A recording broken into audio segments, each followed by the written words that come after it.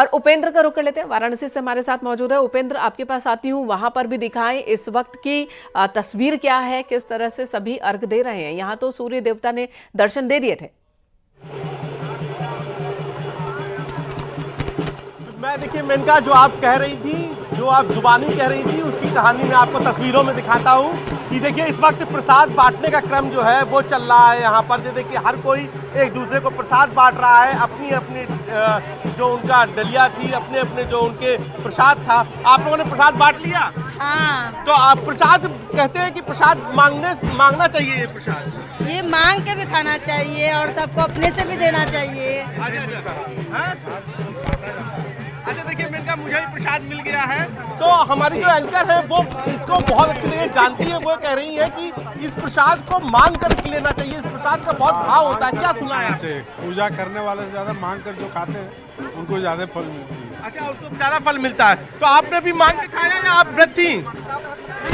आगे मांग के खा रहे हैं। तो आपने भी प्रसाद मांगा? हाँ, बहुत जरूरी है मांगना है प्रसाद, बहुत पुण्य मिलता है। तो अब एक बार छठी, अच्छा देखिए मुझे इतना सारा प्रसाद मिल गया है मेनका। चाची, अब जरा छठी मैया के कुछ गीत सुनाता, ताकि अब तो व्रत का प्राण हो गया ना। हाँ, कुछ सुनाता। छठी मैया को गीत सुनाता। छठी मैया के हाँ। सोझे मुखे उगेल सूरज मल, हाथ में नारियल वाले, हाथ में नारियल, ताई घर में से निकाले जानबा पर सुगर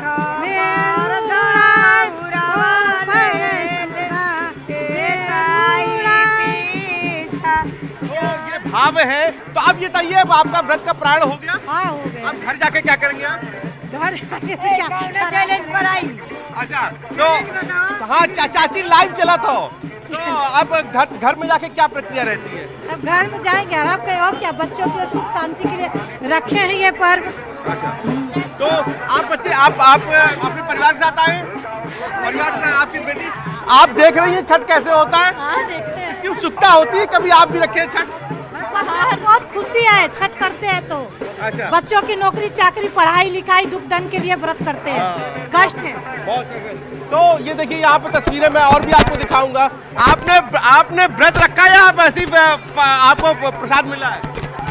नहीं, मैंने मतलब मम्मी के साथ, मम्मी रखी थी तो लगा था प्रसाद मिला है मुझे, तो वो मैं भी खा रही हूँ। अच्छा, हमारे यहाँ इसका प्रसाद का बहुत महत्व होता है, वो इसको मांग के खाना चाहिए। हाँ, लोग को मांग के खाना चाहिए, क्योंकि ये छठ पर्व जो होता है बहुत बड़ा त्योहार होता है और इसमें मतलब 2 दिन का निर्जला फास्ट होता है ये, और इसकी बहुत मानता है, लोग बोलते हैं। जी।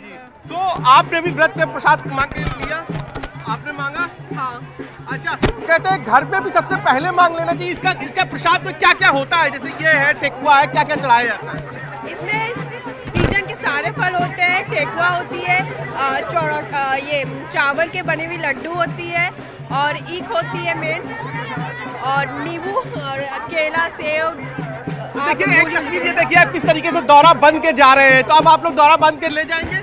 हाँ, देखिए बता रहे हैं। तो आप कहाँ, वहाँ पे फिर मोहल्ले में रिश्तेदारों सबको बांटेंगे आप लोग प्रसाद? हाँ, हम लोग बांटते हैं। अरे देखिए, प्रसाद तो मुझे बहुत मिल रहा है। ये बताइए प्रसाद का क्या क्या था? प्रसाद में महत्व बता रहे हैं कि प्रसाद मांग के खाना चाहिए। हाँ, ये छठ ऐसा त्योहार है जिसका प्रसाद लोग मांग के खाते हैं, और इसका सबसे मेन प्रसाद ठेकुआ है। अच्छा, फल तो हमेशा लोग खाते हैं, लेकिन ठेकुआ के लिए परेशान रहते हैं। अच्छा, देखिए आपने मुझे बिन मांगे प्रसाद दे दिया, तो क्या ये घर पे जाके वहाँ पर भी आस-पास पड़ोस में भी प्रसाद बांटा जाता है? हाँ, ये जितने बांटिएगा उतना अच्छा होता है। मैंने एक बात और भी सुनी है कि बहुत सारे लोग जो व्रत नहीं रह पाते, वो अपना कुछ अंशदान कर देते हैं कि हमारा यही जो डलिया होती है, हमारी डलिया या हमारा प्रसाद खा दीजिए। जी ठीक है उपेंद्र, लौटेंगे आपके पास। तो वाराणसी में देखिए तस्वीर, अर्घ देने की ये तस्वीर हम आपको दिखा रहे हैं, और जिसका जिक्र अभी उपेंद्र कर रहे थे कि बहुत सारे लोग ऐसे हैं जो व्रत नहीं रख पाते हैं, तो उनके परिवार में, पड़ोस में, दोस्त में अगर किसी ने व्रत रखा है तो उन्हें अपने नाम से कहते हैं कि मेरे नाम से एक सूप चढ़ाना छठी मैया को, और उसके लिए जो राशि लगती है वो दे देते हैं। उसी राशि में सूप तैयार किया जाता है उस शख्स के नाम से। तो ये भी एक प्रक्रिया छठ के दौरान होती है, क्योंकि छठ महापर्व बहुत ही कठिन है। ये सिर्फ एक त्योहार, एक दिन का उपवास नहीं, बल्कि एक साधना होती है। हर कोई नहीं कर पाता है, चाहे शारीरिक स्थिति हो या फिर कोई और वजह हो। तो ऐसे में दूसरों को भी अपना सूप दिया जाता है, जिसका जिक्र अभी उपेंद्र कर रहे थे। तस्वीरें अलग अलग जगह की हम आपको दिखा रहे हैं। छठ महापर्व जिसका बहुत ही ज्यादा महत्व है। यहाँ मंत्रों की जरूरत नहीं होती, यहाँ किसी पंडित की जरूरत नहीं होती, यहाँ पर पुजारी की जरूरत नहीं होती। नियम मायने रखते हैं, विधि से ज्यादा नियम मायने रखते हैं। उस नियम का पालन करना होता है, और नियम यही है कि साफ सफाई, अनुशासन का पालन, जो छठ के दौरान देखने को मिलता है। परिवार के हर सदस्य को उस अनुशासन के अंदर ही रहना होता है इन 4 दिनों में।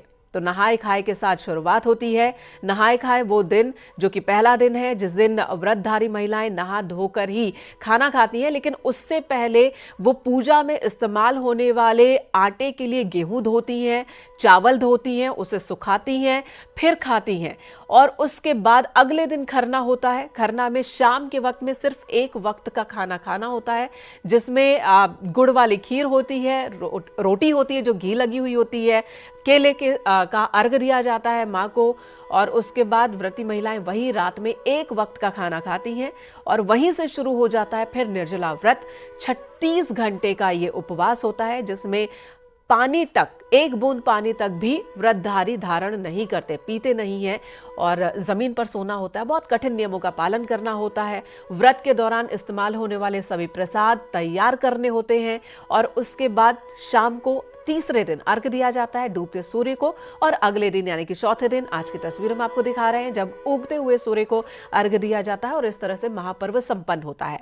अब ये जो तमाम व्रतधारी लोग हैं, ये अपने घरों को जाएंगे, वहां पर अपने घर की देवी देवता को की पूजा करेंगे, आराधना करेंगे, उसके बाद ही व्रत पूरी तरह से संपन्न माना जाता है। तो बहुत ही संक्षेप में मैंने इन 4 दिनों के बारे में आपको बताया है। तस्वीरें देखिए, बहुत ज्यादा ही महत्वपूर्ण ये तस्वीरें हैं, बहुत ज्यादा एनर्जी से भरपूर ये तस्वीरें हैं।